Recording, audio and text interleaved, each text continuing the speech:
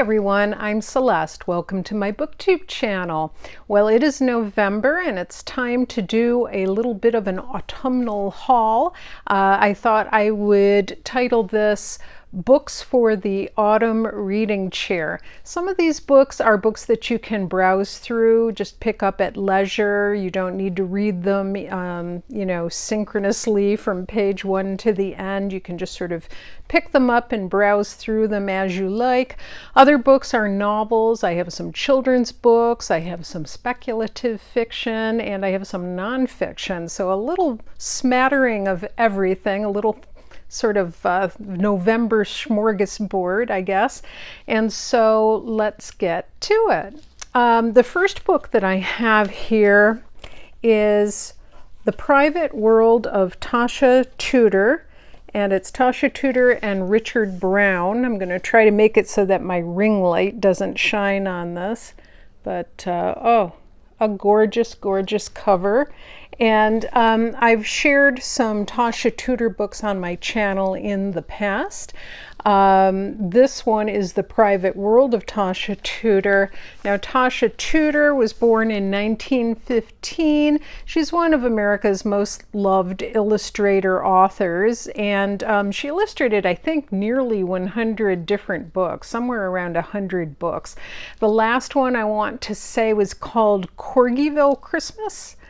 And she sort of evokes a past era. She lived a very sort of simple, rustic lifestyle, very homespun. She knew a lot of crafts, and she lived on a homestead in New England, and I just adore her illustrations, and adore seeing pictures of her lovely, lovely home. So I'm just going to share some of the photographs here with you, some very autumnal ones at that. Sorry if the ring light gets in the way here. Let's see. There's a beautiful pumpkin on a rustic chair. And here's a picture of the outside of her house, certainly very autumnal. And I always love anything to do with doll houses, as anyone who knows me knows by now. And so I love seeing all the little things that she made for her doll house. So I'll just show you some of those. Is that not gorgeous? So pictures of her kitchen, putting up preserves, making candles, feeding her pets, doing her sketches and artwork. She had marionettes, beautiful carved marionettes. Just really evokes a simpler time and place. And I adore this whole series of books about Tasha Tudor, I would say as much as her actual works with her illustrations. So yeah, and I'm looking forward to getting the one about Christmas. I think there's a Christmas one as well. So this will be the second of these coffee table books on Tasha Tudor that I've purchased. So I'm really just looking forward to continuing curling up and reading about her lifestyle and the crafts that she knew. I'm a crafter myself. I love crafting. And so to see, you know, doll houses and tallow dipping and baking and all kinds of homespun things, I just adore that. And the second book I wanted to share with you was one I got recently at a very good price, and that is Shakespeare in Autumn, Select Plays and Complete Sonnets by William Shakespeare. And this is one of the Seasons editions with the laser cut cover. I've taken the protective plastic sleeve off just so that A, it won't shine in the ring light, and secondly, just so that you can see the beautiful intricacy of the laser cut here. And it also does come with a bookmark, which I have also taken out of its protective sleeve. This is just gorgeous. Let me see if I can hold it up against something white so that you can see the contrast. You can see the design. Let's see. Yeah, and there's a courting couple down here. That might be from As You Like It, I don't know. But in any event, this book contains a number of Shakespeare's plays: A Midsummer Night's Dream, Twelfth Night, As You Like It, The Taming of the Shrew, Romeo and Juliet, and then of course the Sonnets. And I was able to pick this up at such a good discounted price. I think I found it on Book Outlet, so I just couldn't resist. And look at the green sprayed edges. It's got a satin ribbon. I normally would not buy a cover that is this sort of fragile, but I think I paid something like $10 for this, so I mean, I couldn't resist. And I really like the autumn editions, I think actually more than the other ones I've seen in the series. I like the ones that they sort of put out in a fall format. So, and beautiful spine as well with more laser cuts there. I also wanted to share this pamphlet from Candlestick Press. I have quite a few of these, and this one is just as beautiful as the others. It's 10 poems about walking. These are selected and introduced by Sasha Dugdale. It's from Candlestick Press, and I just love, love, love this cover with the person riding. It's very rural. We're in the countryside here, and the fox down here is marvelous. I just love it as a sort of pattern. I think it would make actually a beautiful dress, believe it or not. I know I'm probably crazy, but I think it would. I love the colors in it. There are a lot of really neat poems in here. My favorite is by William Wordsworth. That's no surprise. It's called Old Man Traveling, Animal Tranquility and Decay, a Sketch. And they're just lovely poems about walking. And each of the booklets does come with a matching bookmark of really good high quality cardstock. And it's oversized, which I appreciate. I can't stand it when you have these little tiny bookmarks. I like a good solid bookmark that means business. And it also comes with a brown envelope so that you could actually mail this to somebody instead of a card. And you could put a little inscription on the inside. You could include this bookmark. These make lovely gifts at holidays, birthdays, etc. So I'm looking forward to browsing these 10 poems about walking. And then I have several books from Victoria magazine. And a friend of mine recently gifted me a number of back issues of Victoria, and I just love browsing through these. It's just such an exquisite magazine. It's so elegant. I love the recipes. I love the old china and porcelain that you can see in it. They talk about different things that you can collect, such as blueware in these pictures here. It's just so relaxing to sit with a lovely cup of tea or your favorite warm beverage and thumb through old copies of Victoria magazine and maybe put on a nice set list of classical music gently playing in the background. I love that. It's a wonderful way to laze away a Sunday morning or afternoon or both. So in any event, I hadn't realized that Victoria magazine also publishes books. You can find them on eBay or Etsy for a very reasonable price. And so I had recently gotten several of these. And the first one is The Victoria Reader, A Treasury of Timeless Stories. And these are short stories. Look at this beautiful tapestry design that's on the cover, and it goes around to the back here. And this is a collection of short stories edited by Michele Slung. I love that when you open it up, it has French flaps, and then look at this lovely gold foiling on the inside cover. And this is sort of just a collection of stories by lots of famous authors.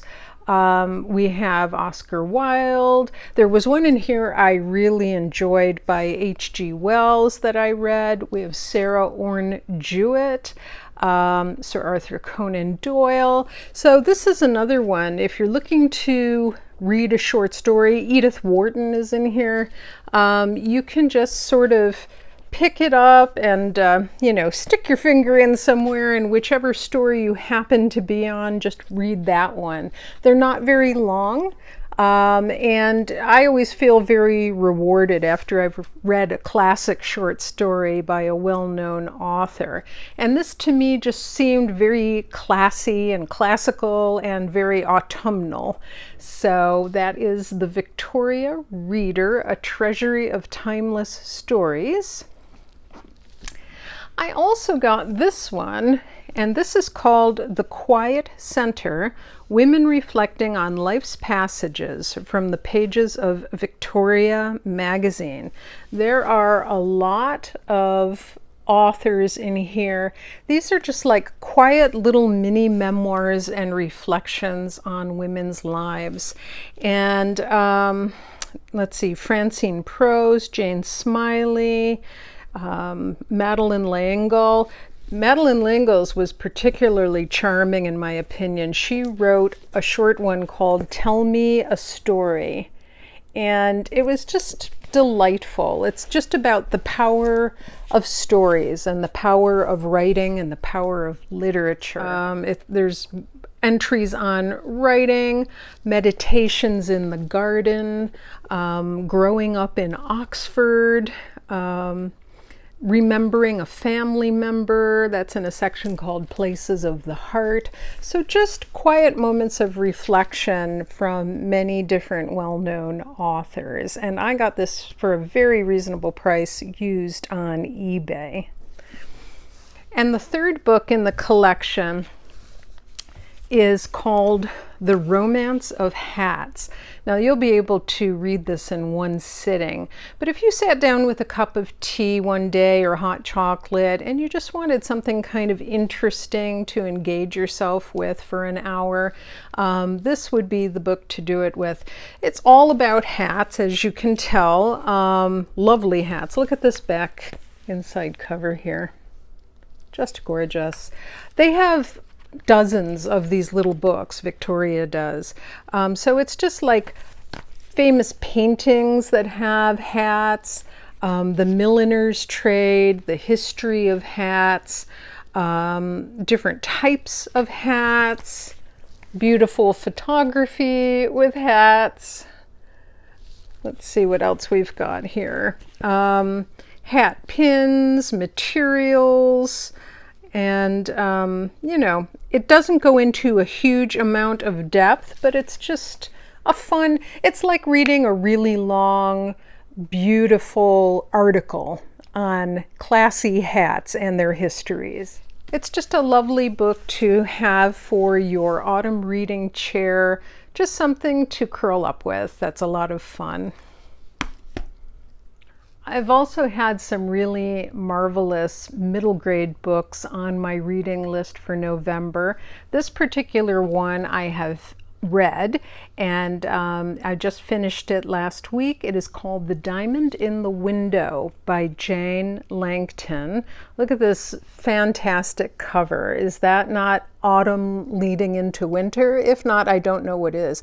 The illustrations are by the marvelous Erik Blegvad.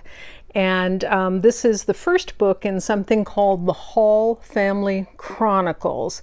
It is a tale about magic. It has an introduction by Gregory Maguire, who attributes this book as being very formative for him as he was growing up and wanting to become a writer himself. So magic plays a role in this book, as well as dream travel. So the children in this go to sleep and then they travel within their dreams. I was really attracted by the cover. This is published by Purple House Press. It's very fanciful. It's also the story of some missing jewels. And I'll just show you the back of it here as well. And it has some black and white illustrations throughout on the inside. Let me just see if, oh, here's a wonderful one. I love Erik Blegvad's illustrations. Look at that. So, and it takes place in New England. There's treasure hunting involved and figuring out clues. So it's just a lot of fun. Yeah, it was cute. I really enjoyed it. Now, another wonderful middle grade book that I've also finished reading and truly enjoyed was The Root Cellar by Janet Lunn.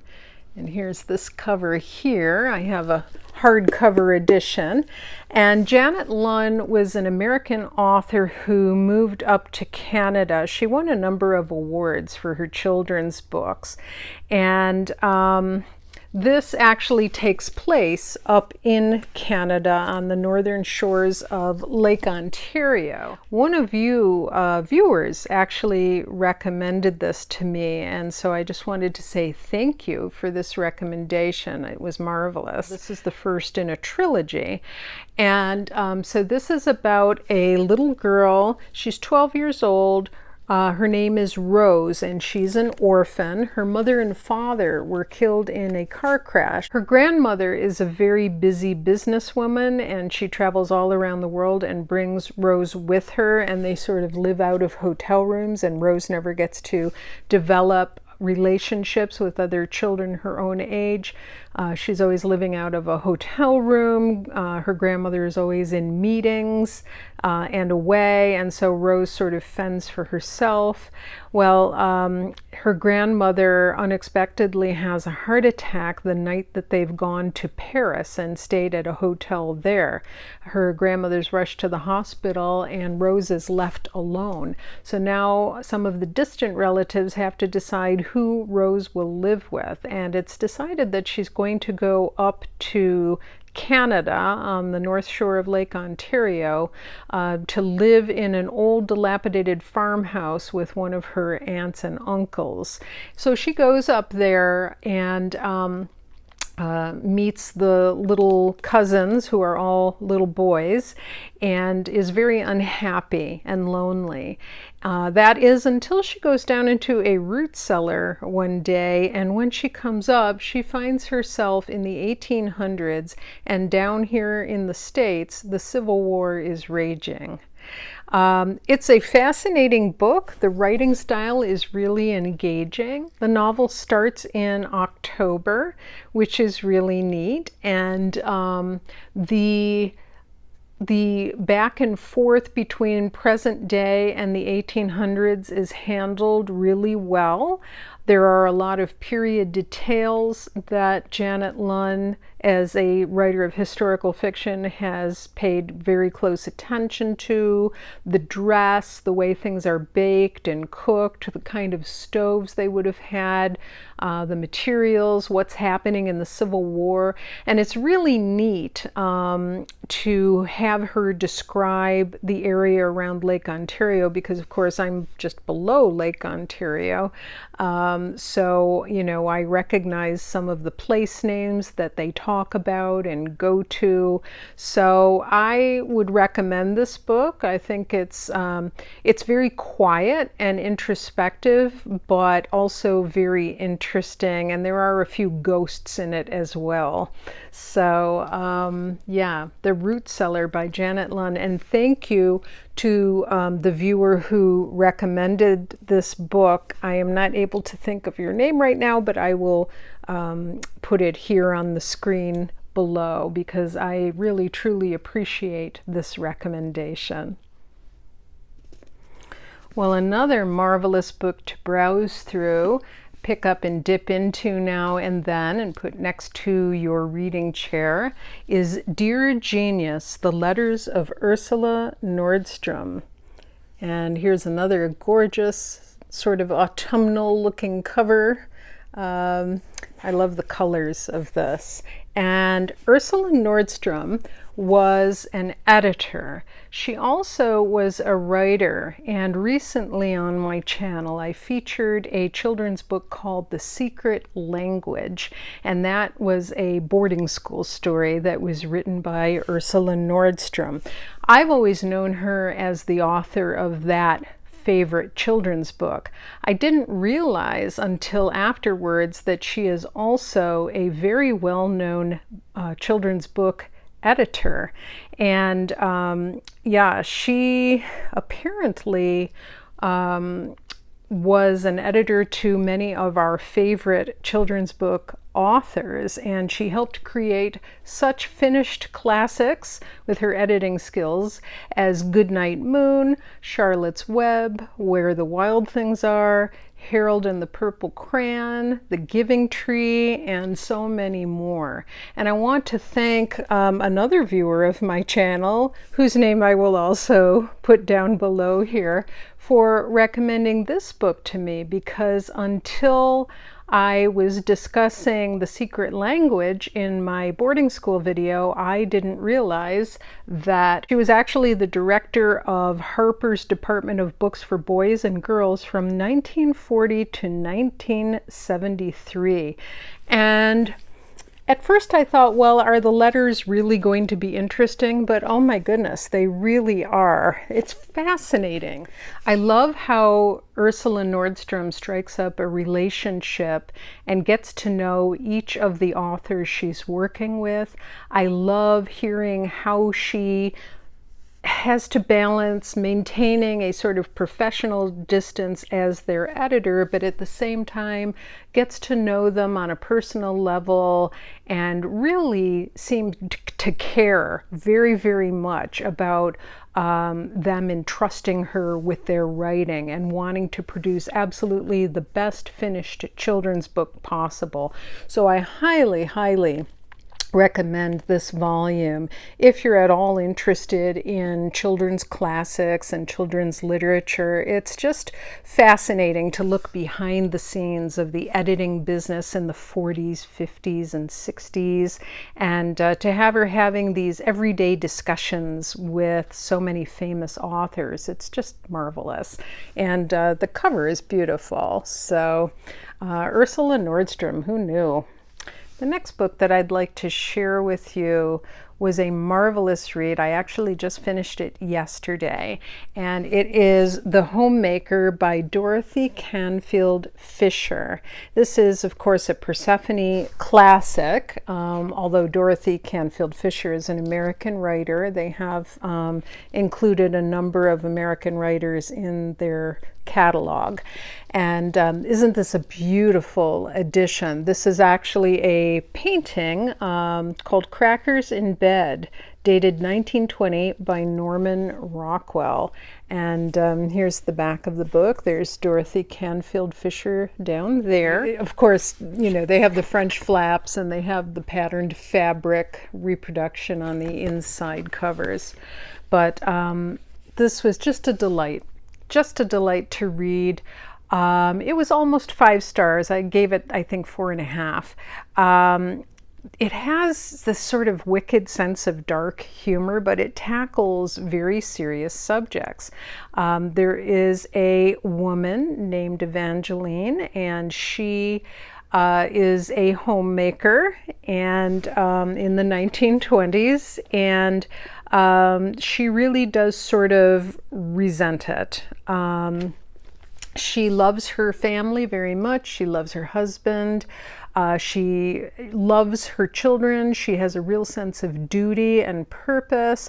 But unfortunately, the way she handles her mothering and homemaking is not the healthiest for her family members.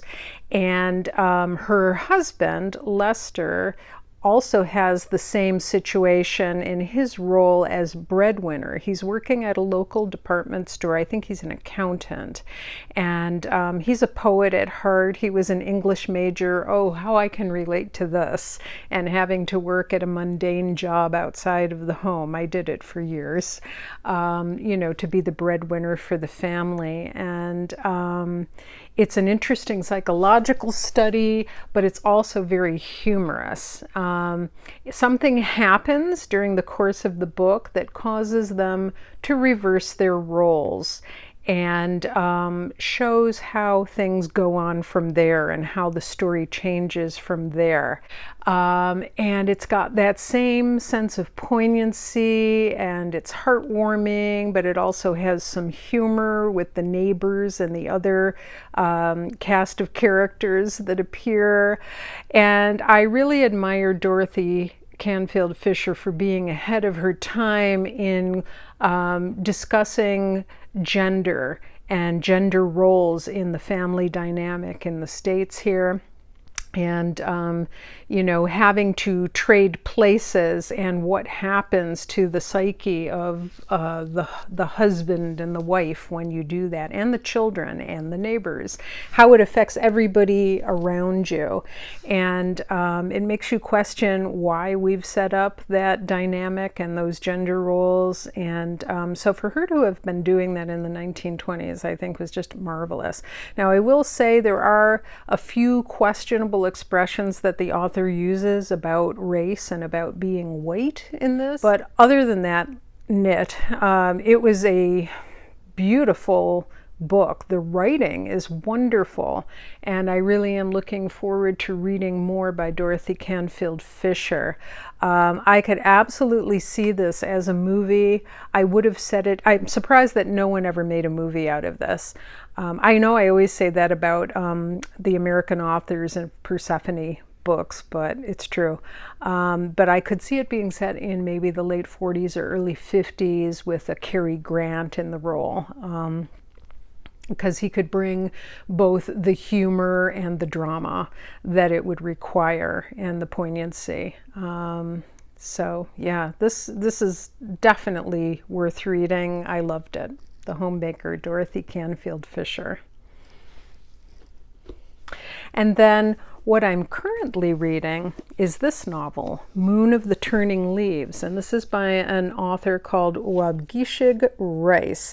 This is a dystopian novel, and it's set in northern Ontario. Now, last year at this time, I read Wabgishig Rice's other book, Moon of the Crusted Snow, which is a really brilliant little novella, and it deals with the same world, the same characters, and you don't need to have read that in order to read this, but I would. That would be my recommendation.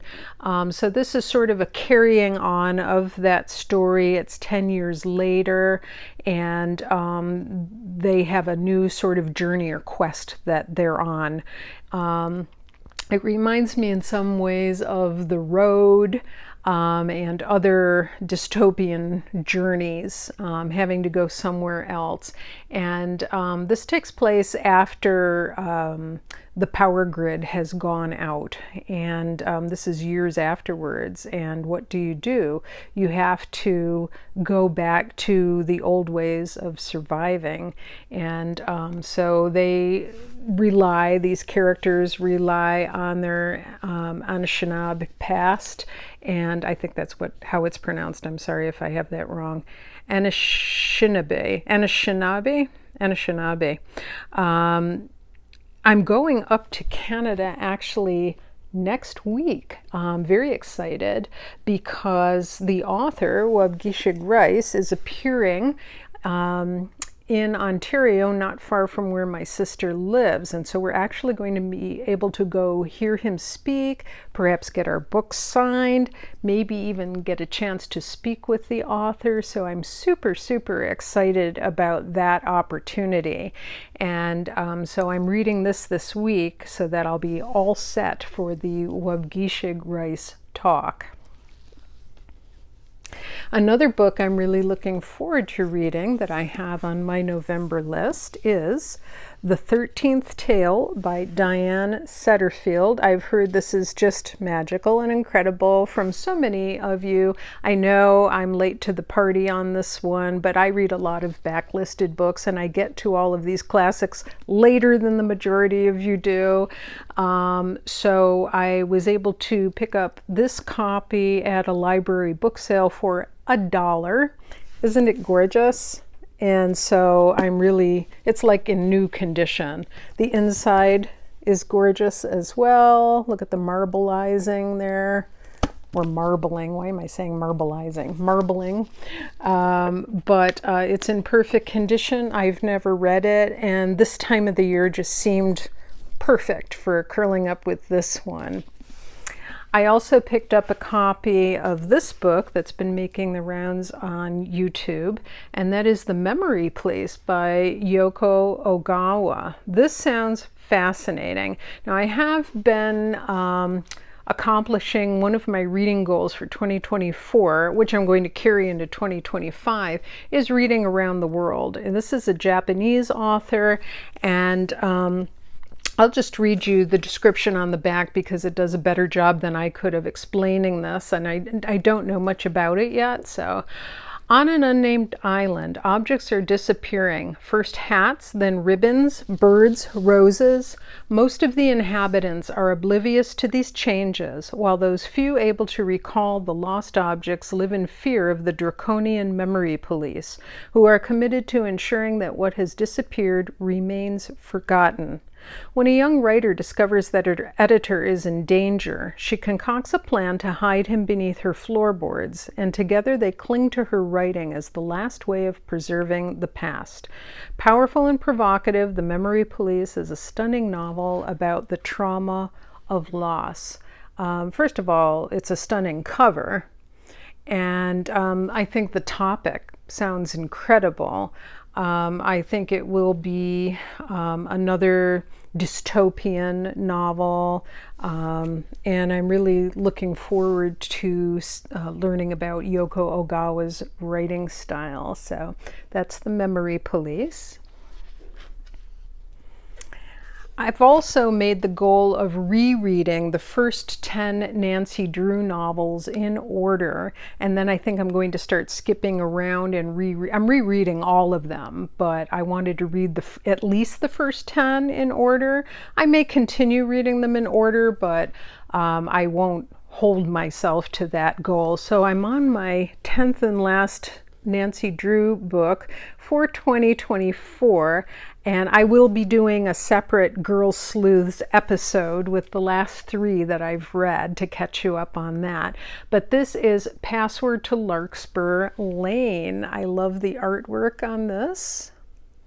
Look at that. So yeah, I don't remember this one very well, but it's very highly rated. It's supposedly one of like the top 20 Nancy Drews according to a lot of Girl Sleuth aficionados. So I'm looking forward to this one. I had just finished Nancy's Mysterious Letter and The Sign of the Twisted Candles. So this will be number 10, Password to Larkspur Lane, and I'll let you know how my reread goes. Have 4 more. We're making our way through. We're almost there, folks. This has a rather worn and water damaged cover, but no matter. I still love it. It's Sleep No More, 6 Murderous Tales by P.D. James. Look at this. That's definitely autumnal. Beautiful. This is a hardcover, and this is a collection of little short stories by P.D. James. I actually read the very last story in here. It's called Mr. Millcroft's Birthday. It has such dark humor. It is hysterical. It's marvelous, and yet it's a little gruesome, as in the way that only P.D. James can do. But if you're a fan of the Marlowe Murder Club, or if you are a fan of the Thursday Night Murder Club and all of the murder clubs, you know, more elderly sleuths or people who are living in senior facilities. This is that sort of setting for that particular short story, and it was just a marvelous romp. I really enjoyed it, and now I'm super looking forward to continuing on and reading another story or 2 from P.D. James in this collection. So I keep that one right here on this table so that I can pick it up when I'm in the mood for a short story. And then I have 3 nonfiction books because it is Nonfiction November, and I do not follow the prompts particularly, but I did want to get in some nonfiction reading this month. And to accomplish 2 goals at once, I also wanted to fulfill my obligation for Q4 of Historathon, and that is to read history from 1820 to the present. That's the goal for Q4, and then I will be all done with my Historathon challenge. So to that end, I am kind of focusing on the late 1800s and early 1900s in the United States, and reading about late Gilded Age, and then, you know, we have the Edwardians and the post-Edwardians. The first one that I am having a look at, I'm reading selections from the Portable 19th Century African American Women Writers. And I'll just show you this cover, if I can get it out of the light here. This is published by Penguin, and this is just sort of a compendium of a lot of different essays and speeches and diary entries from African American women in the 19th century. And I'm really finding this really rewarding. I'm very interested in watching the Gilded Age on PBS, and in the race relations that it portrays at that time, and women's rights at that time as well. And I have an ancestor I've spoken about before who was African American and was also a suffragette. So this is doubly interesting to me, and it includes a lot of different authors. Right now I am reading Mary Church Terrell's The Progress of Colored Women, and that's a speech or essay that was written in 1898. So yeah, the portable 19th century African American women writers. And then following in the Gilded Age, this may be a little bit of a cheat, but I don't think so. I'm learning Gilded Age history from this. It is a cookbook, but it also has lots of passages of culture in it. So this is the Gilded Age cookbook by Becky Laborel Diamond. Love this. This is a hardcover. And so this is just absolutely full of recipes and history, social history and customs and all of that. So, you know, you can open it up and you'll see things like apple fritters with wine sauce. This talks about Mrs. Astor and New York and how the table was set and who had the most impressive houses, strawberry shortcake, ginger cookies, the Daughters of the American Revolution and the 4th of July, Mrs. Rohr's chocolate cake. So if you're a fan of the Gilded Age, I think you would really enjoy this. It talks about the increasing use of trains and the railroad and China that would be used for traveling and the use of refrigeration cars and things like that. Here is a little photo from a cooking school. It talks about the staff below stairs and above. So it's recipes and stories from America's golden era, 1868 to 1900. So what could be better? It's domestic history, social history, and a cookbook, and it's about the Gilded Age. Win, win, win. So I'm just loving it. I absolutely love it. This is right up my street. And then finally, I am also browsing through a fashion book, and this is Titanic Style Dress and Fashion on the Voyage, and that's by Grace Evans.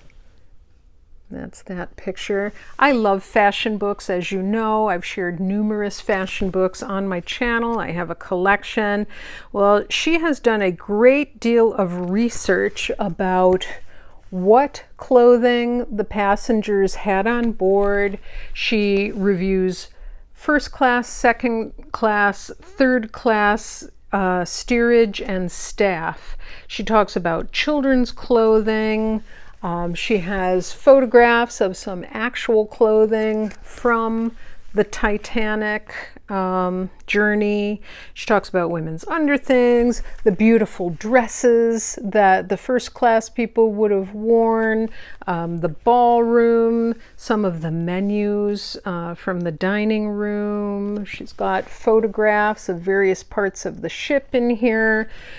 She looks at sewing designs and newspaper advertisements and magazine advertisements from that day, and puts it all together along with surviving photographs from the Titanic expedition of what actually people wore on board every day and what kind of suitcases and valises did they use to put it in. You know, in some of the social customs and the way they wore their hair and all of that. So just absolutely fascinating. Again, right up my alley. I love social history. I love domestic history. I love fashion, all of that. Much more so than reading about battles and warfare, I would say. If you're a fan of the Titanic, if you're a fan of the era surrounding 1912, 1913, 1914. If you're a Titanic enthusiast or a fashion lover, there's something for everybody in this book, Titanic Style. That's everything that I have for today. I hope you're enjoying your autumn. I certainly am, and I'm looking forward to going up to Canada to visit my sister next week. I will try to get several more videos out within that time so that they're all filmed and ready to be published on YouTube. Thanks for bearing with me as I've taken a few weeks off.